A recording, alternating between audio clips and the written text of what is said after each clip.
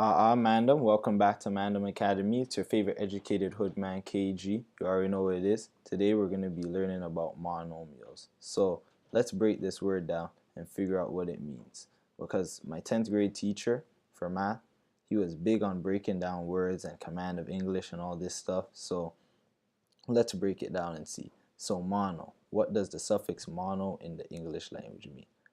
Mono means one. If you don't believe me, like we can think of something like carbon monoxide. See, mono. And carbon monoxide is called this because we have one carbon triple bonded to an oxygen molecule. Only one oxygen molecule.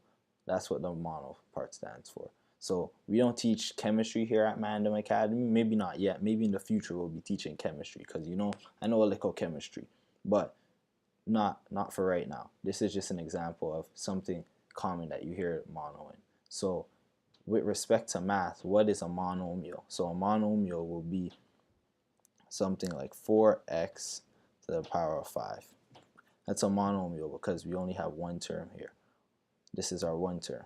So we could make it a binomial. Bi means 2 by adding an extra term. Like say we add a 4 here. Now we have one term and we have 2 terms. So since we have 2 terms, it's now a binomial. It's no longer a monomial. But we're not worried about that today. We're just going to focus on multiplying monomials. Now, to multiply monomials, here's what we have to do.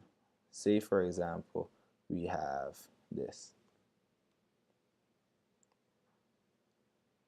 4x to the power of 5 times 3x to the power of 2 equals. We don't know. But this is what we're going to work towards today. We're going to figure out the answer of this and how to do it.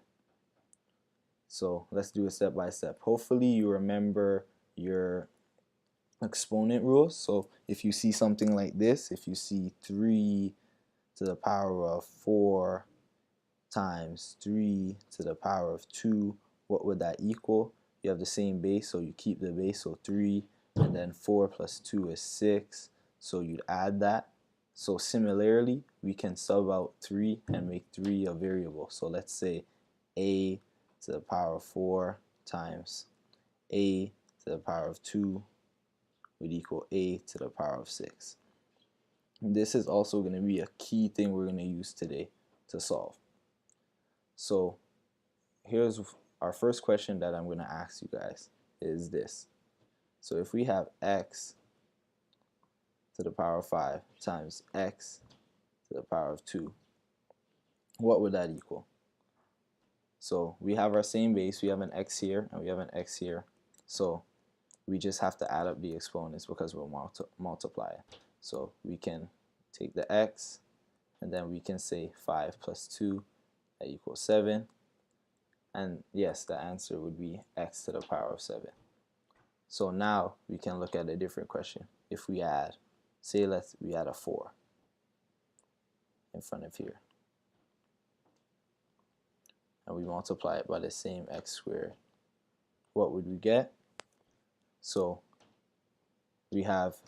let's look at the x's first. So we still have x to the power of 5 times x to the power of 2. So we add up the exponents, so we can get x to the power of 7.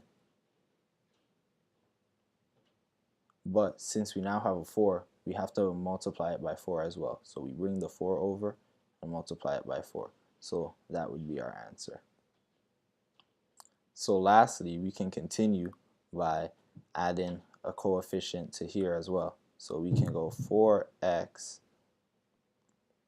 to the power of 5 times 3x to the power of 2 and figuring out what this equals. So first, let's look at the coefficients because coefficients have to be multiplied. So we have 4 times 3, that equals 12. And now we can look at our x values. So since we have x to the power of something to the same, we have x which is the same base throughout, we can add up the exponents because we're multiplying. So we have 5 plus 2 again equals 7, so x to the power of 7. And this brings us back to our question over here. And now we know what the answer is. So I want to go through a few more random examples just to get more comfortable with it. So if we have something like 10x to the 5 times 2x to the 12. We look at our coefficients first. We have 10 and we have 2. 10 times 2 is 20. And we have x and we have an x here. So they're the same base. So we can say 5. So we can say 5 plus 12. 5 plus 12, what's that? Is 17. So x to the power of 17. And that would be the answer to this. And let's just do one more example. So we can have 5a to the power of 3 times 2a to the power of 3. And what would that equal? So go through it quickly again since we're getting comfortable with it. So 5 times 2 is 10. We've added our coefficients. A is our base. A to the power of 3. So 3 plus 3 is 6. So we got a to the power of 6. So these are the steps you have to follow when multiplying monomials. If you have any questions, leave it in the comments. If this helped you, be sure to subscribe. And if you think Mandem Academy started teaching a little chemistry would be a good idea, comment that too, because I might actually start considering this. Like, I know the structure of carbon monoxide from on top of my head. I know this stuff, like, but stay tuned for the next lesson, man. Stay up. You're gonna graduate high school, fam.